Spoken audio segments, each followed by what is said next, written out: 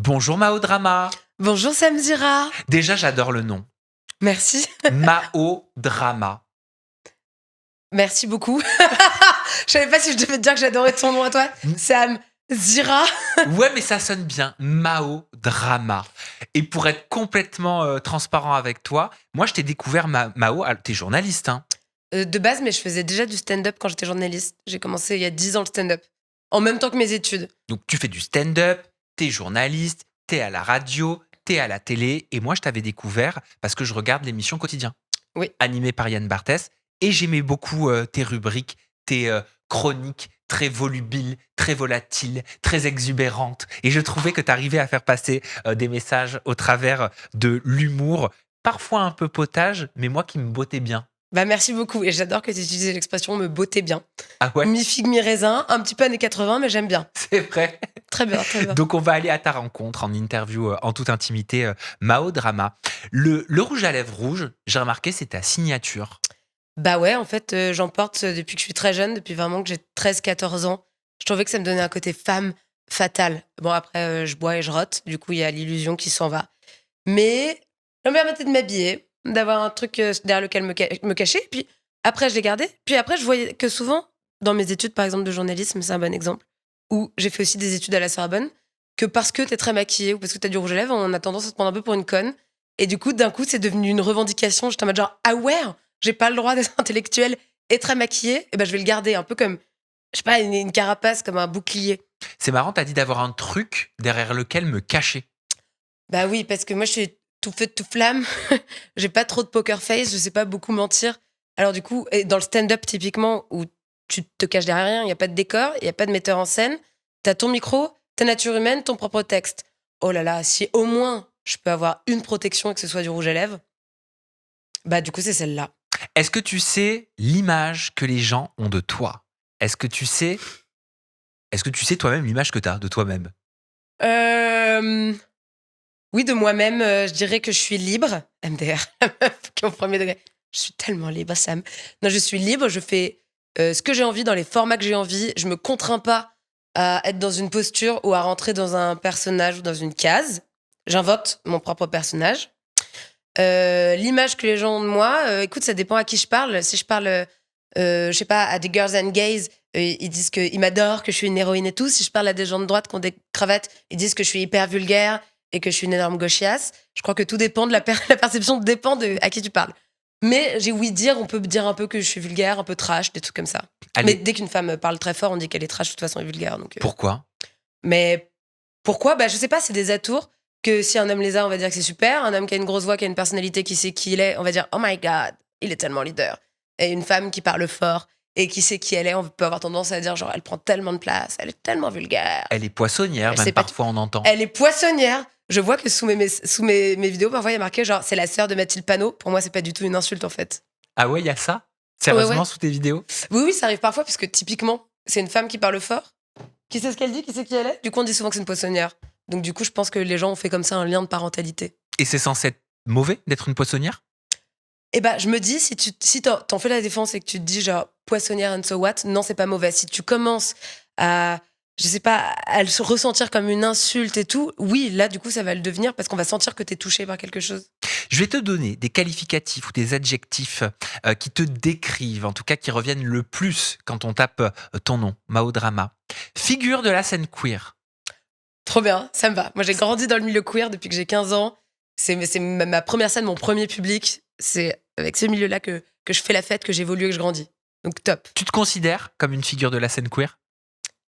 Bah oui, là, je suis obligée. Enfin, je me considère, c'est plutôt que les autres me considèrent. Mais comme je vois que c'est, je te dis là où j'ai grandi, mes copines drag queen, elles ont toujours ouvert mes shows, comme le tout dernier que j'ai fait au Folies Bergère, c'était mes copines drag queen que j'ai depuis 10 ans qui l'ouvraient. Je reste avec les gens de la communauté qui m'ont fait grandir, qui m'ont aidé, qui m'inspirent, qui sont mes muses. Donc oui, je sais que je suis ça. Et puis même avec des copains, on a créé la première scène de stand-up queer et féministe en 2018. Ça n'existait pas avant. Ça s'appelle le Comedy Love. On l'a fait avec Lou Trottignon, premier mec trans à faire du stand-up. Tani, qui est noire et lesbienne, pas que je l'essentialise qu'elle est noire et lesbienne, mais c'est le sujet de son spectacle, c'est ça qu'elle revendiquait. Et Noam Cinceau, je sais pas si tu vois qui c'est. Non. Un homme sublime, une star du voguing, qui est maintenant un des meilleurs humoristes de la place de Paris. Et à nous quatre, on a commencé à revendiquer ce truc-là et à être en mode genre, en fait, on peut avoir des blagues LGBT où on ne se moque pas des personnes LGBT, c'est des blagues par des personnes qu'ils sont, pour des personnes qu'ils sont. Donc t'es plus le sujet de la vanne, c'est les discriminations qui vont être le sujet de la vanne. Il faut foncièrement être LGBT pour être une figure de la scène queer? Non, je pense pas du tout.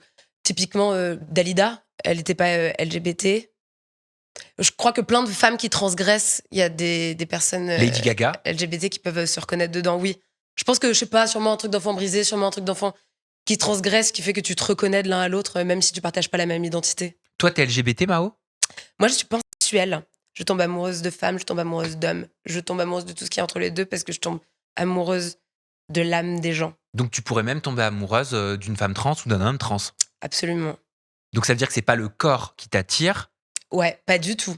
Et tu vois les physiques des gens avec qui je suis sortie, rien à voir les uns avec les autres. Pourquoi la plupart des gens dits traditionnels, tu sais, sur les réseaux sociaux et même à la télévision et dans les débats, disent mais faut arrêter avec ces discours-là, c'est du bullshit, ça n'existe pas, c'est woke, on entend.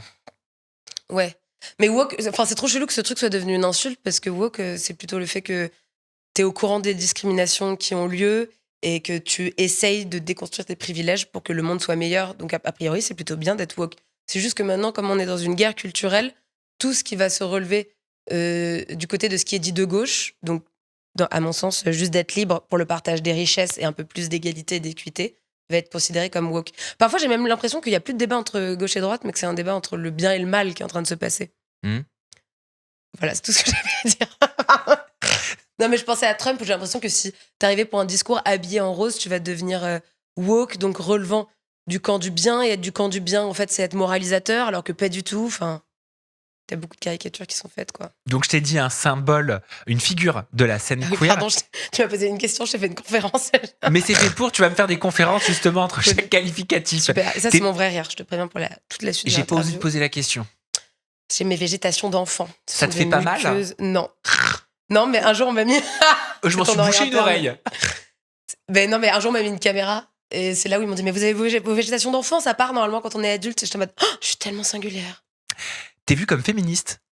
Bah oui, ça je le comprends. Pareil, pas un gros mot utilisé par des personnes pour être un gros mot, mais le féminisme c'est l'égalité entre les hommes et les femmes et le fait de relever les différences. Donc moi, toute ma vie, tant qu'on me donnera un micro, je vais faire des blagues sur la vasectomie, sur le partage de la charge mentale et c'est une fierté pour moi. C'est pas du tout un truc que je prends mal. Il est possible d'être une femme et de ne pas être féministe? Bah oui, on en voit beaucoup. Brigitte Bardot, la première qui nous a quittés récemment, revendiquait de ne pas être féministe. Parce qu'il y a des gens qui s'imaginent que ça va être une guerre contre les hommes. Alors que c'est pas une guerre contre les hommes. C'est une guerre pour les femmes, pour leurs droits. Il y a pas de... Puis moi, je suis pas contre les hommes. Je suis contre les hommes qui sont toxiques. Il y a quand même une grande nuance. C'est quoi la nuance? Bah, un homme toxique, ça peut commencer par des insultes, ça peut aller jusqu'aux gestes qui vont être de frapper, de tuer. Bon, bah ça va pas être ma vibe de pote de garçon. Ça, c'est un mec violent, un homme violent. Un homme violent, oui, mais la toxicité, elle commence avant la violence. Ça peut être...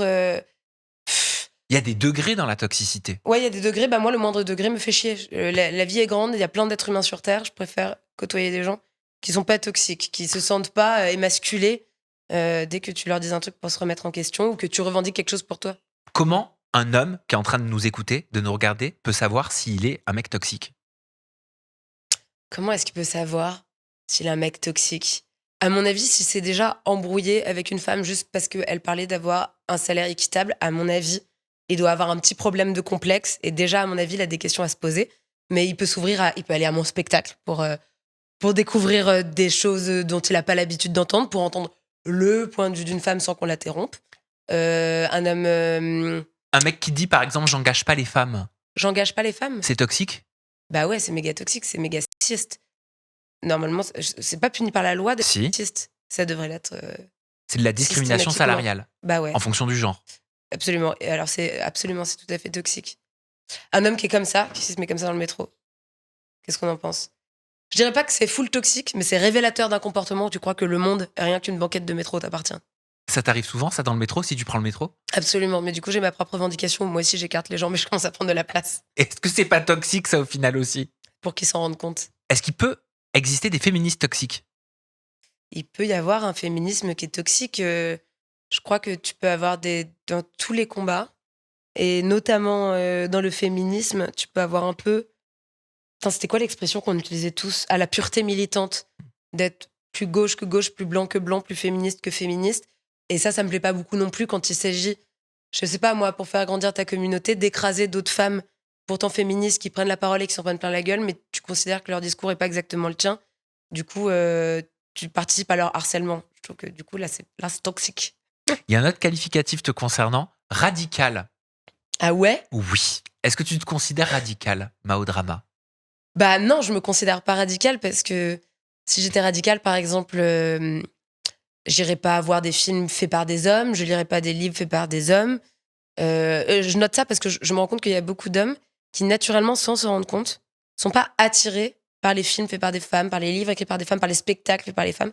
Nous, les femmes, on se pose beaucoup moins la question. On va voir les deux genres. Comme si la qualité serait moins présente. Comme si ce Moins serait moins présente bien. ou ça lui parle pas. Moi, enfin, ça concerne la moitié de l'humanité. Moi, quand je vois des mecs dans le stand-up faire des blagues de bite, ça me parle pas spécialement. Mais pourtant, c'est censé parler aux 100% des gens qui sont dans la salle, alors qu'un public de stand-up, il est mix. Donc pourquoi, si moi je venais sur un sketch, je sais pas moi, sur le congé menstruel ou sur le fait que la langue se genre au masculin, ça devrait d'un coup ne parler qu'à la moitié. Le sexisme, en plus, je pense quand même en partie à un problème d'homme, comme le racisme est un problème de blanc. Donc quand les hommes se mettront dans notre combat, viendront voir notre travail, le monde sera beaucoup plus apaisé, je crois. Est-ce qu'il y a assez d'hommes qui vont te voir en spectacle? Non.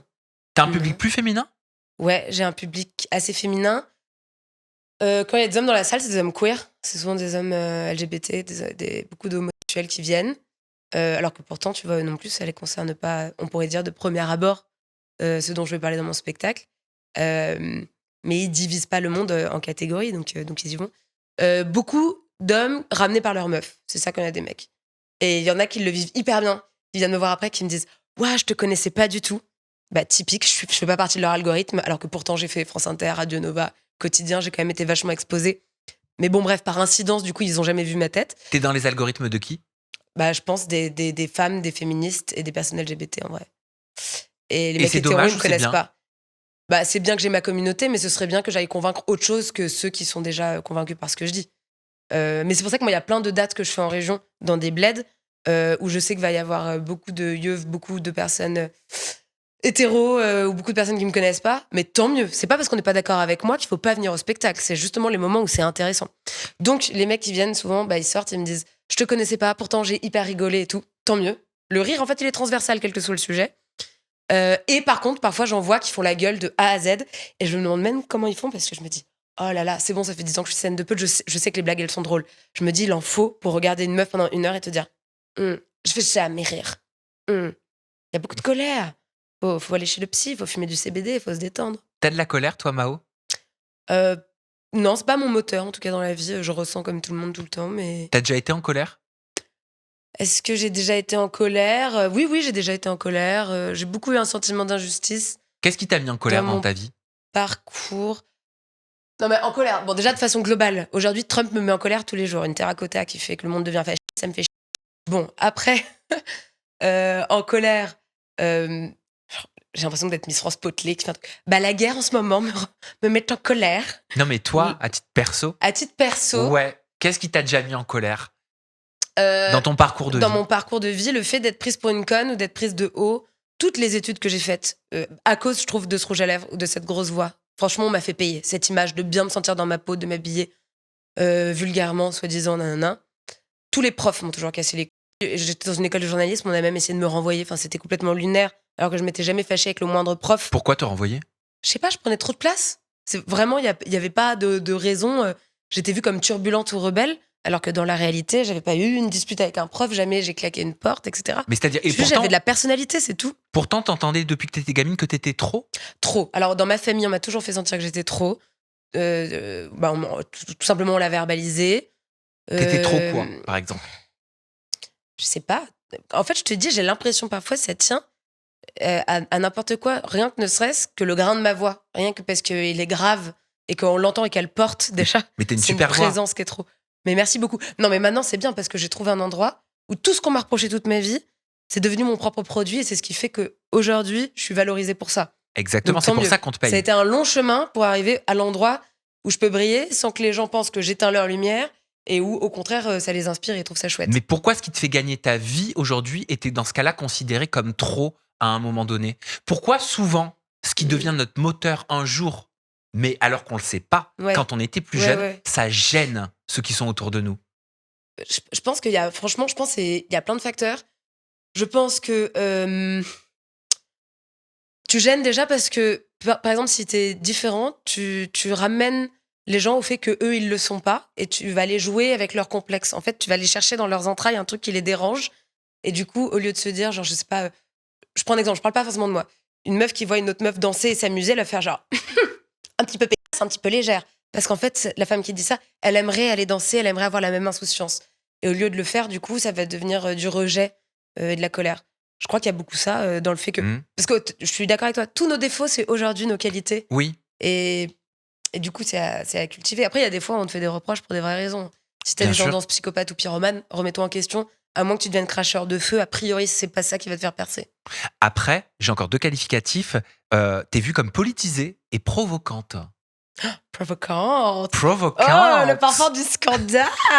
Jean-Paul Gaultier. Ah, j'adore. Dior. Ça me plaît. Bah, politisé, oui. Moi, je suis passionnée de sciences politiques depuis toujours. Mes parents, ils sont tous les deux politisés, pas du même camp. Ma mère, elle est plutôt à droite. Mon père, il est à gauche de la gauche. Il était anarchiste, il a fait les radios libres. Et c'est OK? Et c'est OK. Moi, j'ai toujours vécu avec un couple qui avait pas les mêmes idées, mais qui se parlait et tout. Ouais. Comme quoi. On peut être un enfant de gauche et avoir un parent de droite? Ou de Bah très ouais. droite? Absolument. Moi, je trouve ça bien, justement, que tout le monde soit pas du même avis que moi dans ma famille. J'ai aussi une autre famille où tout le monde est même bien à droite parce que je me dis, ça me permet d'exercer mon regard critique, de me confronter à d'autres arguments et d'avoir la vision de quelqu'un d'autre. Un gros problème aujourd'hui, c'est celui des algorithmes qui fait qu'on est tous dans notre bulle étanche qui se parle pas. C'est que du coup, juste voilà, je viens de le dire, on se parle pas, on se parle plus. Et en fait, c'est pas grave de pas être d'accord si au moins juste on pouvait se parler, se donner des points de vue. Mais aujourd'hui, t'as un truc de rejet tout de suite. Ah non, cette personne est de droite, je veux jamais en entendre parler. Ou ah non, cette personne est wokiste, je veux jamais en entendre parler. Après, sa famille, on la choisit pas. Ce qu'on choisit dans notre vie, généralement, ce sont nos compagnes ou nos compagnons. Mhm. Est-ce que toi, tu pourrais être en couple avec un mec d'extrême droite? Non, je pourrais pas. Mais dans mon spectacle, je raconte d'ailleurs un jour où j'avais ramené un mec chez moi et il votait Zemmour. Et j'avoue, ouais, ça m'a déchauffé tout de suite. J'ai quand même un point désir. Parce qu'en fait, c'est comment dire, il y a un moment, c'est plus une posture de voter extrême droite. C'est pas rigolo. Notre vie à tous va changer si l'extrême droite passe. Parce qu'on dit que l'amour n'a pas de barrière. On dirait que l'amour n'a pas de barrière. Mais n'a pour l'instant, de j'ai pas limite. eu un coup de foudre pour quelqu'un de la bande au Z. Ça ne m'est pas arrivé. Mais par contre, je pense, oulala, avec beaucoup de compréhension et d'amour, est-ce que je peux sortir avec quelqu'un de droite? J'allais dire quelle droite? Celle de Wauquiez, je suis pas hyper sûre. Celle d'Édouard Philippe, peut-être un peu plus. Bon, en tout cas, ça me dérangerait pas d'avoir un date avec quelqu'un de droite, ok? Je pourrais lui parler. Et puis au pire, ça me fera un bon sketch après. Donc, 20 minutes attitrées te concernant Maodrama, le parcours d'une humoriste qui refuse les cases. oui. T'es d'accord avec ça ou tu trouves ça ringue? Je connais la meuf qui a écrit l'article, donc je vais pas dire qu'elle fait des titres ringues. Pardon. Non, mais c'est vrai. Le poil à gratter. Non, mais on a l'impression aujourd'hui que, voilà, ça y est, elle est hors case, il est hors case, il refuse les cases. C'est devenu le truc qui fait que c'est même plus singulier, en fait. Ouais, en fait, juste ce que j'allais dire, c'est que jamais, dans mon parcours d'humoriste, qui a duré longtemps, qui a duré 10 ans, où j'ai commencé à marcher que vers, en plus, vraiment le dernier tiers, tu vois, ça a pris beaucoup de temps pour que je m'installe dans les comédie clubs, que je m'installe auprès des programmateurs, qui sont souvent des hommes, etc., et de mes pairs. Attends, redis-moi, c'était quoi juste la Le question? parcours d'une humoriste qui refuse Oui, les j'allais cases. te dire. En fait, jamais je me suis dit, je vais être comme ci, je vais être comme ça pour être en dehors des cases. C'est que de fait, je l'ai été, puisque peut-être que cette case-là, à un moment, d'être une meuf, je sais pas, hyper féminine, qui a besoin de mettre de la politique, pour moi, c'est un devoir, je trouve, de citoyenne. C'est que si tu as droit à un micro, tu dois faire passer des idées progressistes et aider au schmilblick, se battre pour quelque chose d'un peu plus grand que soi. Je trouve ça plus intéressant. C'est juste mon point de vue. Donc, bref, et bah du coup, peut-être que dans le paysage, je paraissais atypique. T'as déclaré, Mais c'est pas Mao, volontaire. moi, on peut dire que j'ai tout raté dans ma vie. Aujourd'hui, j'ai envie de te dire l'inverse. T'as plutôt réussi beaucoup. Bah, écoute, oui. Aujourd'hui, mais c'est exactement ce qu'on disait. Mes défauts sont devenus mes qualités, Pourquoi j'avais dit ça? C'est parce que, ouais, c'est vrai qu'il y a un moment où je me suis dit, zut, quand même. Bon, j'étais, c'est vrai, quand même turbulente au lycée. Donc, j'ai pas eu le bac en grandiloquence. Et après, en fait, dans quelques années, genre en 5 ans, je ratais tous les concours que je faisais. J'ai passé 2 fois les Beaux-Arts, je les ai ratés 2 fois. Mais du coup, à l'issue de l'un d'eux, je me suis mise à faire du graphe. Je faisais des grands collages dans Paris. Ou du pochoir. Tu sais, tu découpes un dessin dans un set de table et après, avec ta bombe, tu fais psh, psh. C'est ça qui m'a amené au stand-up, car au même moment, je ratais aussi les conservatoires de théâtre. Je les ai ratés, Sam. J'en ai raté genre 8, tu vois. Et en fait, le fait de prendre la rue pour ton espace, je me suis dit, le stand-up, c'est la même chose. T'as pas besoin de faire partie d'une compagnie de théâtre, t'as pas besoin de venir d'un milieu culturel, t'as pas besoin d'un agent. Tu vas prendre un micro, tu vas écrire tes textes et tu vas essayer de trouver ton endroit. J'ai raté Sciences Po, Paris et de province, et à l'époque, il n'y avait pas un concours commun, donc je l'ai fait 2 fois de suite. Donc tu vois, si t'accumules, ça devait faire peut-être 15 Sciences Po que j'ai raté. Et les écoles de journalisme, j'en ai eu une au bout de la 3e fois, et chaque année, j'en passais genre 6. Sauf que rater, c'est ça qui nous fait réussir, en vrai. Quand tu rates, je trouve que l'échec, c'est trop intéressant. Tes victoires, elles se font sur des défaites, toujours. Parce que l'échec, soit il fait que tu te dis, bon, c'est pas pour moi, et tu vas aller ouvrir une autre porte, soit ça va, au contraire, renforcer ton acharnement, ta détermination. Moi, c'était un peu le cas, tu vois, par rapport au fait que je savais que j'étais artiste, au fond. J'aurais pu me dire, non, t'as tout raté, essaye d'avoir un bureau de boulot, nanana. Moi, le journalisme m'intéressait, j'aurais pu me dire au bout de 3 ans, arrête, c'est pas pour toi. Mais j'avoue que dans mon cas, au contraire, ça m'a rendu encore plus déterminée.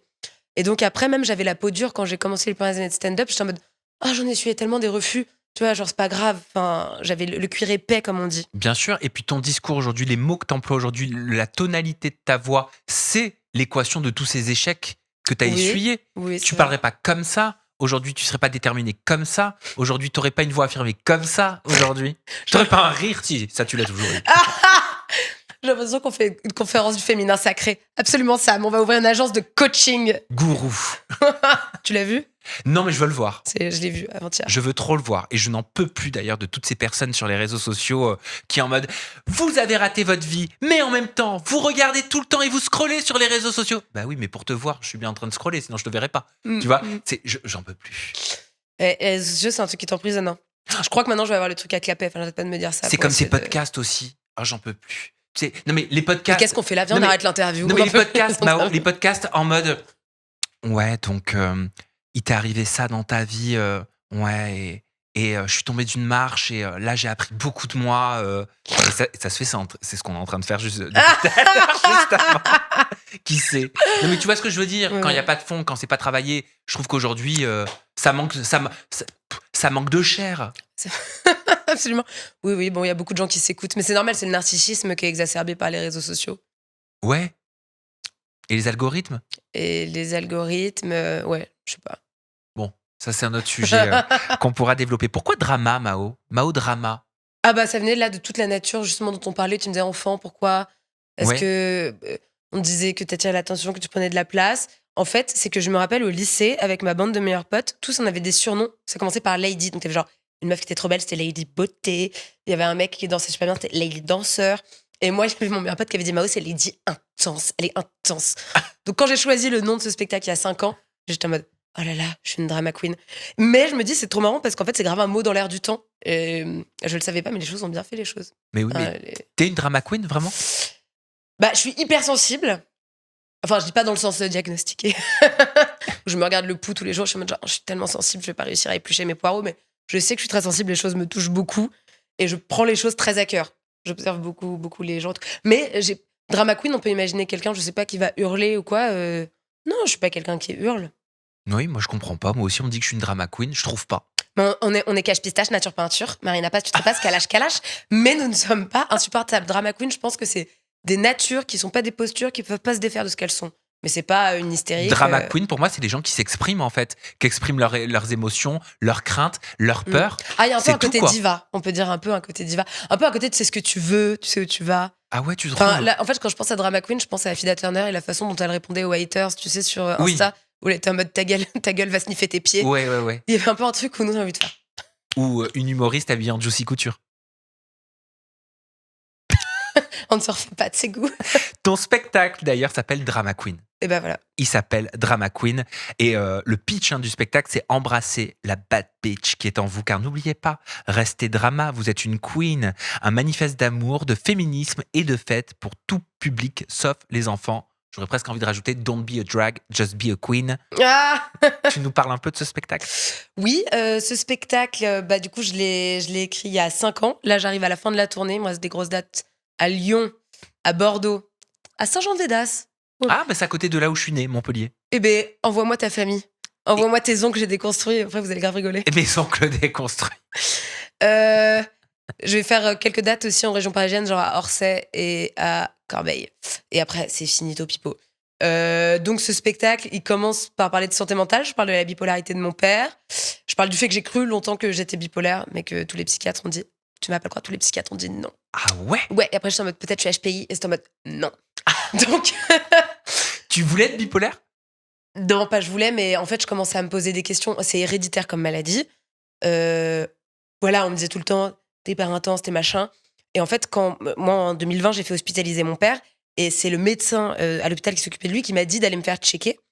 Parce que rétrospectivement, quand même, quand il voyait ma vie, il y avait beaucoup de up, beaucoup de down, un peu des problèmes d'addiction et tout. Il me disait tout ça, c'est des symptômes.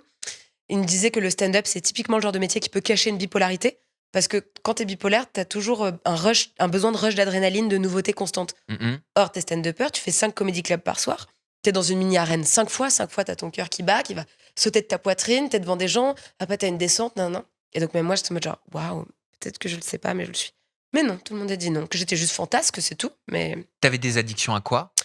moi, je fumais beaucoup de bœufs quand j'étais au lycée. Genre beaucoup, beaucoup, quoi. Et après, j'ai eu une petite période MD, et après... mais je le raconte dans mon livre, donc moi, c'est ok d'en parler. Et après, j'ai fait une overdose de MD. C'est extrêmement rare. C'est quand tu fais une allergie, un œdème de Coinck. C'est-à-dire qu'un jour, j'ai pris un cachet mal construit et tu gonfles. Et après, tu meurs. Mais je suis pas morte. Mais du coup, ça, j'avais 22 ans. Mais depuis, j'ai touché à rien parce que, oh mon Dieu. Mais voilà. Je suis allée tâter un peu l'ombre. Mon père avait eu aussi des problèmes d'addiction. Je crois que j'avais besoin d'aller gratter de ce côté-là, voir ce qui s'y cachait, voir s'il y avait, je sais pas, une réponse à la vie, un truc. J'ai toujours été fascinée par la fête, j'ai toujours fait beaucoup la fête. Et du coup, il y a plein de définitions de faire la fête. Mais étant adolescente, je pense aussi, moi, 30 ans, je suis pile la génération des bébés brunes, de skins, etc., où il y avait un peu une glamourisation, tu vois. Ouais. C'est comme Genre Léa du Salamé qui mal-être. disait à Artus, vous êtes pas drôle, parce qu'il lui disait qu'il buvait pas d'alcool, tu te souviens? Oui, ouais. Bon, écoute, ouais. Il faut forcément boire de l'alcool quand on fait la fête? Mais non, pas du tout. Moi, j'ai un de mes meilleurs potes, je sais pas si tu vois qui c'est, Maxime Muscat. Il passe son temps à parler de sobriété. Il a sorti un livre. Là, il fait des fêtes au Badaboum sobre. Donc, Dieu sait que tu peux la faire sans. Après, chacun son chemin. En fait, moi, j'ai un petit truc de. Si ça atteint pas ta santé et les autres, j'ai pas envie qu'on soit moralisateur devant tout le monde non plus, qu'il y ait une dictature du bonheur. Donc, Tu vois, t'es d'accord avec Louis Sarkozy, qui est pour légaliser. Ouais, ça me fait plaisir d'avoir un point commun avec lui, mais moi, dans mon spectacle, j'ai un moment où je parle de la légalisation des drogues parce que je dis que, comme par hasard, celles qui sont légales, c'est celles qui sont taxées par l'État, qui font gagner énormément d'argent alors qu'elles font beaucoup plus de ravages. Donc, l'alcool? L'alcool, la clope, c'est la première cause de mortalité en France. Mais on va stigmatiser que quelques endroits pour avoir un peu je sais pas, comment on dit, des épouvantails, quoi, et pouvoir mettre des peurs sociales et les mettre qu'à un endroit sans essayer de comprendre tous les mécanismes qui font que des gens vont avoir des addictions, que va y avoir bref. Oui. Mais tu vas voir que le jour où l'État peut essayer de gérer une forme de cocaïne, ne t'inquiète que ça va devenir légal. S'il peut avoir une TVA dessus, ça va l'être. Et ça deviendra OK? Écoute, moi, quand je m'étais renseignée, c'était il y a quelques années que j'avais écrit ce sketch. Au Portugal, me semble-t-il, ça fait maintenant plus de 5 ans que tout est légalisé, et les addictions ont baissé, et les cas de mortalité ont baissé, et dans les pays qui l'ont fait... La coke est légale au Portugal? La coke, l'héroïne... Ah bon? Mais très encadré, avec des centres de piquage et tout. Juste, j'ai à moitié peur de dire une connerie, mais je suis quasiment en même temps certaine de ce que j'ai... Ouais, je vérifierai. Va bien vérifier. Si c'est faux, je coupe. Si c'est faux... Si en tout cas, il y a vrai, des expérimentations qui ont été faites, sinon, elles étaient positives. Si. En fait, moi, je m'intéresse, s'il y a un problème, je me dis, allons demander à ceux qui le gèrent. Et quand t'as des assistants sociaux qui gèrent des endroits de piquage et tout, eux, c'est eux qui sont tous les jours en train de gérer des gens aux prises de ça, ils conseillent que ce soit légal. Donc moi, je me fie à des gens qui savent ce dont ils parlent. Ouais. Je pense, ça me fait penser, je suis désolé, hein, mais ça me fait penser à l'animateur qui a strictement rien à voir avec toi, Mathieu Delormeau. Ouais. Mathieu Delormeau, tu sais, il avait été tristement dans l'actualité parce que il avait acheté de la cocaïne en bas de chez lui. Ah ok, non, je savais pas. Résultat, il a eu énormément d'articles de médias institutionnels, il a été mis au placard, etc. Est-ce que tu considères qu'on est dans une société qui diabolise, qui met de côté les personnes qui potentiellement, en fait, ont une addiction, une maladie, un trouble? Bah, tu le vois très bien que les diabolise, puisque je sais pas du tout si c'est ton ami, mais du coup, lui, visiblement, il a du travail aujourd'hui ou il en a non, c'est plus pas mon ami. Pardon, je voulais pas déterrer. Non, c'est pas moi. Je crois pas, non. Non. Ok. Mais ils travaillent aujourd'hui de leurs mots ou pas? Oui, il est revenu en télé. Ça lui Et il aura a pris fait un quelques temps. chemin pour essayer de se soigner? C'est ce qu'il dit. Bon, moi j'applaudis ça. Par exemple, mon père, il a été addict très longtemps et il s'est acharné avec plein de séjours pour mettre fin à son alcoolisme et tout. Donc moi, j'applaudis ce genre de parcours et c'est pas du tout pour moi une raison pour laquelle je vais rejeter quelqu'un parce que ça fait partie de ta vie. Donc est-ce qu'on les diabolise? Bah t'as ta réponse, oui. Alors qu'en plus, je crois que les articles qui viennent de sortir disent que c'est toutes les classes sociales qui en prennent. Je crois que nous, en France, on est limite les champions du monde ou d'Europe de consommation. Donc, le diaboliser, le mettre dans un placard plutôt que, je sais pas, de donner la parole à des anciens addicts et d'essayer de parler de réparation, je trouve que c'est con, voilà, c'est des choses de société un peu con. Donc toi, c'est quelque chose que t'as connu au travers de ton papa. Ouais. T'en as souffert, gamine? Non, pas tellement. En fait, non, parce que moi, mon père, c'est pas du tout quelqu'un qui a été violent envers moi. Je sais pas, il a l'alcool joyeux. J'ai pu le voir beaucoup boire, ou alors être dépressif et tout. Donc, j'ai pas cette idée, tu sais, qu'on peut avoir d'enfants de personnes addictes où c'est toujours terrible au quotidien et tout. Mais à un moment, c'est vrai que ça a été difficile parce qu'en fait, dans les années 80, ça se prenait beaucoup les hormones et les gens faisaient pas attention à leurs aiguilles. Et du coup, il a chopé une hépatite C. Le temps faisant et l'alcool faisant, du coup, c'est devenu une cirrhose, puis un cancer du foie. Et s'est fait transplanter du foie quand j'avais 10 ans et il avait 8% de survie. Donc, c'est vrai que c'était pas un moment hyper agréable à passer enfant. Je pense que ça m'a donné un trouble anxieux, tu vois, pour toute ma vie. Mais il est vivant. Il s'est battu. Ça a fonctionné. C'est peut-être ça le passage qui m'a le plus fait souffrir. Mais je sais pas, moi, je juge pas les gens. Mon père, c'est juste un être humain comme tout le monde. J'ai pas envie de rejeter ou de juger pour ça. S'il essayait pas de se soigner, s'il était fondamentalement un mauvais père, là, ce serait des vraies raisons de fermer la porte, mais c'est pas le cas. La Fnac, ils décrivent ton spectacle de la façon suivante. Mao a obtenu son bac écriture inclusive, spé féminisme, option queerness, scorpion ascendant connasse. Elle passe en revue l'actualité avec un humour acerbe et engagé. Eh bien, Attention. bravo, la Fnac. C'est marrant, c'est génial ce descriptif, je trouve. C'est génial, mais tu sais pourquoi? Parce que c'est moi qui l'ai écrit. C'est juste eux qui l'ont repris. Mais du coup, c'est très bien décrit, hein. C'est un bon résumé. Mais j'aime beaucoup. T'es pour l'écriture inclusive? En tout cas, pour le débat et pour le fait qu'on l'ait. En tout cas, j'ai remarqué que depuis qu'il y avait eu le débat, maintenant, je fais beaucoup plus attention, tu sais, à dire. Je sais pas comment dire. Maintenant, je fais beaucoup plus attention à dire bonjour à tous et à toutes. En tout cas, ce débat, moi, m'a aidé à beaucoup plus féminiser certaines expressions et à penser à inclure les femmes. Et il a toujours été prouvé que l'écriture et les mots font le monde dans lequel on est. Donc c'est sûr que ça aiderait à plus d'inclusion. T'es scorpion? Je suis 100% scorpion. T'es une connasse? Ça dépend à quelle heure. C'est quoi une connasse? Non, mais en plus, non, moi, je suis pas une connasse. Mais je sais me défendre. Il faut pas venir trop m'embêter, trop me faire chier. Mais je suis pas une connasse, c'est juste pour la blague. Pour la blague un peu genre, j'adore la moche parisienne. Je suis scorpion sans connasse. Après, dans le milieu LGBT, être une connasse, c'est plutôt une qualité. C'est dit avec beaucoup d'humour, souvent. Oui, quand c'est dit avec de l'humour, oui. Entre amis, c'est souvent une insulte qui est balancée au visage de l'autre dans un cercle amical proche. Ouais, c'est vrai. D'ailleurs, il y a une étude qui dit que les amis qui s'insultent sont les amitiés qui dureront le plus longtemps. Ah ouais, bah, je veux voir ta conversation WhatsApp avec ta meilleure amie. Salut, pétard. Mais Non, tu remarques que toutes les insultes sont toujours féminines. C'est passionnant comme la langue est ce genre au masculin. Mais c'est que pétard, connasse, ça vient de con, qui était le sexe féminin au Moyen-Âge, c'est devenu une insulte. Pute, alors que les travailleuses du sexe, elles méritent d'être remboursées par la sécurité sociale. J'aimerais bien créer mes propres insultes un peu Mais t'as masculines raison. pour avoir une parité là-dessus. Non, mais t'as raison.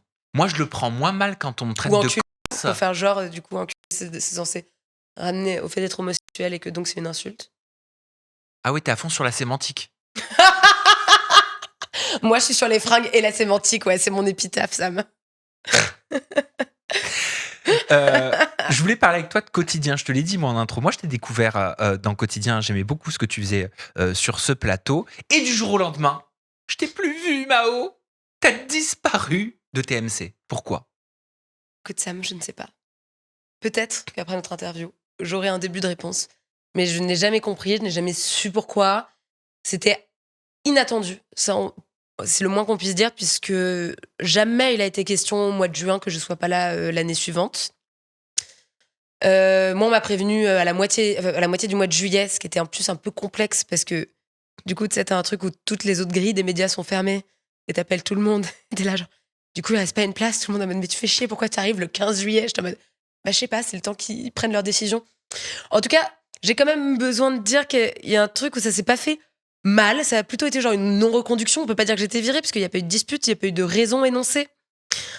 On m'a dit qu'il y avait un besoin de renouvellement, machin. Après, je le vois bien parce que tout le monde me dit que je marchais là-bas, que je faisais du bien, que c'était l'endroit où je brillais. Il y a des gens, même dans la rue, qui m'arrêtent en disant vous nous manquez, vous représentiez quelque chose, ça faisait du bien. Donc, je saurais jamais la raison. Parce qu'après, je pars dans mon imaginaire, je me dis est-ce que j'étais trop politique, est-ce que j'étais ceci? Et en fait, d'un coup, tout ce bruit, je me dis qu'il sert à rien dans ma vie. Donc, je me dis j'ai passé 1 an et demi là-bas qui était trop bien. J'ai aimé toutes les équipes. Genre vraiment, en plus, je te le dirais si c'était mal comporté. Parce que j'aurais plus rien à perdre. J'y suis déjà plus. De Yann De Yann ou de Laurent Bon ou de la prod. Mais c'est pas vrai, ça s'est bien passé. Ouais. Ils étaient super. On m'a vachement bien accueilli. Il y a pas eu un sketch qui est mal passé? Non, il y a pas eu un sketch. J'avais fait une blague sur la cocaïne d'ailleurs, mais pas du tout. Enfin, d'ailleurs, c'était repris par qui? Juste par les gens qui les font chier tout le temps, donc Cyril Hanouna et Cyril Hanouna. Mais en fait, c'est une blague qui est dans mon spectacle que j'avais fait spontanément, donc en fait, pas du tout, aucun souci. Non, je saurais pas. Et puis je me dis, en fait, si je commence à me torturer pour savoir pourquoi, je perds de l'énergie. Au lieu de créer mon prochain projet. Oui, mais au moins j'ai brillé. Tu vois, il y a des gens, ça se passe mal. Je suis d'accord avec toi. Mais parfois, quand quelque chose s'arrête, surtout quelque chose qui nous tient à cœur, et qu'on n'a pas le motif, on n'a pas la raison, on ne sait pas. Enfin, moi, je sais le premier, ça peut m'arriver de me torturer. Et je vais me dire, mais qu'est-ce qui s'est passé pour ça? Qu'est-ce que j'ai fait pour qu'on en arrive là? Un jour, je le saurais, mais pour te dire à quel point c'est obscur et tout, c'est qu'il y a des chroniqueurs avec qui je suis toujours amie, comme Paul Gassigny ou Maya Mazorette, et bref, d'autres gens qui sont plus dans la prod que j'ai vu, ne serait-ce qu'il y a 2 semaines. C'est bon, tu vois, là maintenant, c'était il y a 6 mois. Et vraiment, je leur demande dans les yeux, je me dis, mais dites-moi. Et ils sont en mode, non, on ne sait pas.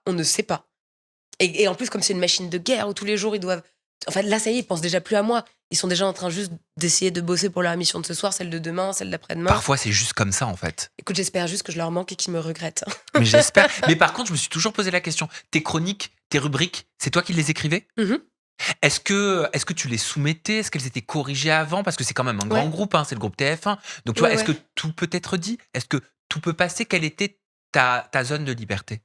La zone de liberté, non, elle était quand même assez grande parce que pour le coup, c'est pas trop une émission qui a peur de son ombre. Mais je sais qu'il y a un moment où je proposais beaucoup de blagues sur Macron et c'est bon, ça leur cassait les couilles. On avait fait 1000 et tout. J'ai jamais pu trop faire de blagues sur Rachida Dati. Donc, je sais pas si c'était parce que c'est leur pote ou quoi que ce soit. Il y a eu que des trucs comme ça. Mais tu voulais faire quoi sur Rachida? Je sais plus, mais quand elle avait eu une casserole ou un vol des bijoux. Écoute, je me rappelle plus, mais je me rappelle de plusieurs fois des blagues un peu retoquées. Mais parce que, en fait, moi, je jouais le jeu assez avec eux. C'est qu'il y avait un endroit où fallait que ce que je fasse reste fun, ne soit pas tout le temps que politique. Il fallait bien doser entre une chronique sur le gouvernement, celle d'après, une chronique sur le nouveau dress code de Cannes. Fallait un peu. Et moi, j'étais d'accord avec eux sur le fait qu'il fallait. Varier. Un peu varier. Mais en fait, de façon globale, mes blagues, elles étaient pas retoquées.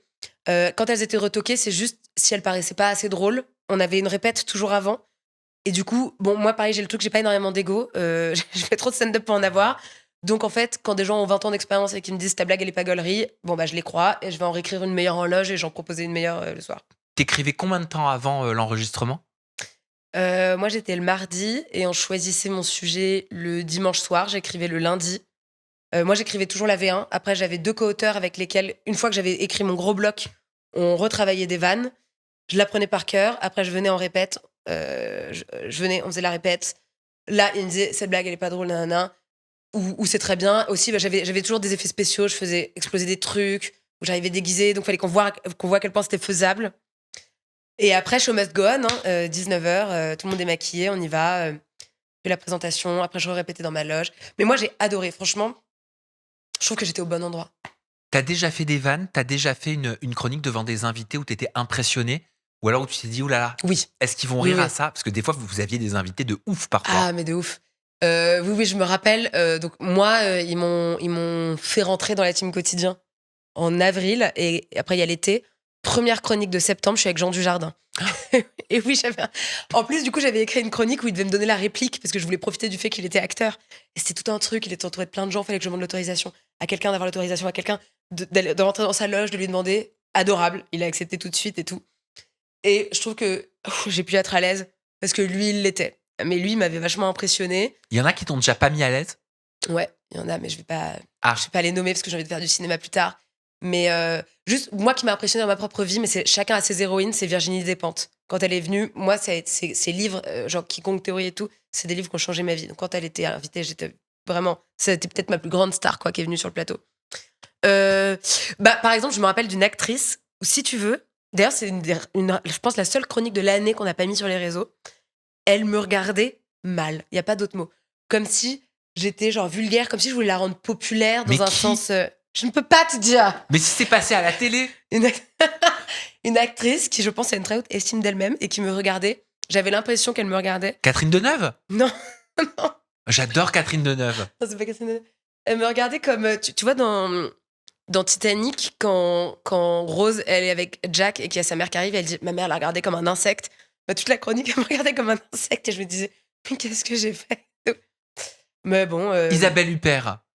Non, mais je comprends pourquoi tu dis ça, mais non, c'était pas elle. J'adore Isabelle Huppert aussi.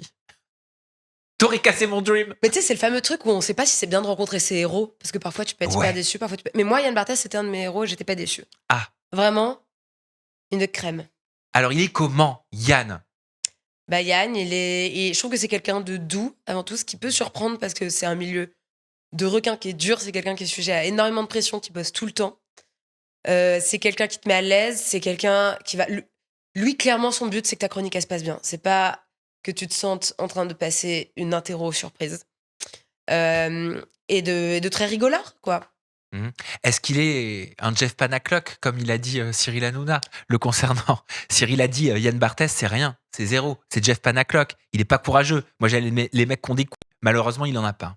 Ah bon? Oui. Ah bah non, je pense que pour avoir une des seules émissions aujourd'hui qui fait cordon sanitaire auprès de l'extrême droite, pour moi, t'es plutôt très courageux et tu décides de tenir ton fief, ton paquebot et d'être clair avec tes valeurs et tes idées. Peut-être que du coup, en reflet, Cyril Hanouna se trouve hyper courageux parce qu'il insulte tout le monde, mais c'est pas du courage. C'est une défense un peu pauvre, juste d'insulter tout le monde et de pas avoir d'autres arguments que celui-là, quoi. Et toi, tu pourrais avoir le courage de devenir chroniqueuse sur TBT9? Ah non, non, non. Bah non, moi, Cyril Hanouna, il m'a harcelé plein de fois. C'est pas du tout... Je peux pas dire, C'est-à-dire comment ça? Mais tu sais très bien, il se choisit des victimes. Lui, il a décidé que sa grande compétition, c'était avec Yann Barthès. Donc si une chroniqueuse fait un truc qui lui plaît pas, il va en faire tout un enjeu où il peut... Est-ce que t'as déjà fait, toi, des blagues sur lui, peut-être? Franchement... Ou des refs? Oui, c'est possible. Mais c'est le jeu. Enfin, quand même, on peut rire un peu de soi et des autres. Moi, je trouve pas qu'il fasse des blagues sur nous. Il fait des insultes sur nous. Il est blessant. Il y a pas de blague, il y a pas d'humour. On peut draguer encore en 2026? Mais c'est quoi la... Et la psychanalyse, on en pense quoi? Lacanienne? Est-ce qu'on peut draguer en 2026? Oui, je pense que si tu le fais bien avec le respect de l'autre, tu peux draguer. Toi, tu préfères draguer ou te faire draguer? Ouh. Bah, les deux, pareil, ça dépend toujours de la façon dont c'est fait. J'aime bien être draguée. Je suis pas sûre qu'on le fasse beaucoup. J'ai un peu l'impression de faire peur parfois aux gens. Est-ce qu'ils ont raison, les hommes, d'avoir peur de draguer en 2026? C'est ce qu'on entend beaucoup. Avec MeToo, on peut plus draguer, on peut plus rien faire, on peut plus rien dire. Mais non, mais tu vois, en fait, de nouveau, genre, je trouve qu'on peut pas faire de généralité. Si ta façon de draguer, c'est de poursuivre une meuf dans la rue qui a juste voulu aller à son taf en lui disant Hé, tu suces! Bah oui, en fait, c'est casse et c'est normal qu'on s'en plaigne. Si c'est élégamment fait et que tu dis bonjour, je sais pas, je vous trouve magnifique, puis-je vous offrir cette rose, puis-je m'asseoir, et qu'elle décide de dire non, et bah tu acceptes le non et tu continues ta route, mais elle va pas t'en vouloir et elle va pas t'envoyer chier nécessairement, tu vois, ça dépend de la façon dont c'est fait. En parlant de la drague, t'as déclaré « J'ai été célibataire tellement longtemps, je pense que mon côté potelé m'excluait un peu de la drague, de la sexualité. J'ai vécu mon lycée sans relation charnelle, puis ma licence. » Oui, c'est vrai. Même moi, ma première fois, j'ai fait à 22 ans. J'étais vraiment une des grandes retardataires. Et je suis sûre que c'était ça. Parce que je sais... Il y a toujours ce truc, on m'a toujours dit genre, toi, t'as un très beau visage. Donc, ce qui inclut bien que si t'as un très beau visage, ça veut dire que le reste est pas censé être très beau. C'était un peu avant le moment body positive. les années 2000, c'était la maigreur absolue avec Kate Moss et tout. Donc, je pense que les mecs pouvaient me trouver jolie, mais pas au point de m'avoir, genre, à leurs bras ou de me draguer volontairement, quoi. Et j'ai vu en grandissant que c'est bon. D'un coup, il y avait un déclic et un glissement. Et ça va, elle peut avoir des formes et être jolie et je peux la draguer et être fière de l'avoir à mon bras. T'as dit aussi, crois que t'es bonne. Les gens vont finir par le croire. Bah ouais, ça c'est vrai. Je trouve que c'est un des trucs pour lesquels peut-être j'étais étonnante, même au lycée et tout. C'est que comme j'étais potelée, en plus au lycée j'étais plus grosse qu'aujourd'hui.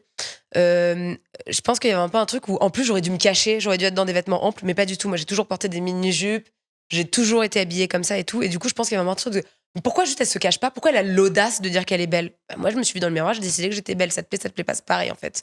Et tu penses que c'est en se le disant qu'on est perçu comme ça? Je sais pas. Je peux pas être charlatan. Je pense que ça peut aider en tout cas ta confiance en toi.